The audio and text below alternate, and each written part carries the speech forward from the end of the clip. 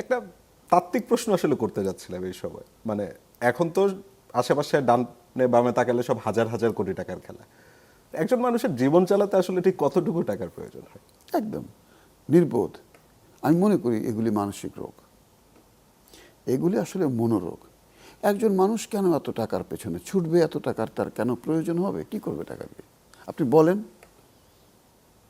আমি এই বয়সে কি খাবো? এক প্লেট ভাত, মাছ মাংস, একটু শাকসবজি, এর বেশি কি খাবো? আমার ছেলেমেয়েরা কি খাবে? বউ কি খাবে? তো এই যে টাকা উপার্জনের যে একটা নেশা, হ্যাঁ, আমি মনে করি এটি একটা মনোরোগ। অকারণে সে টাকা উপার্জন করবে, যেটার তার জীবনে কোনো প্রয়োজনই নেই। প্রয়োজন নেই তো আপনি হিসাব করে দেখেন যে আপনার চলতে ফিরতে কত টাকা লাগে।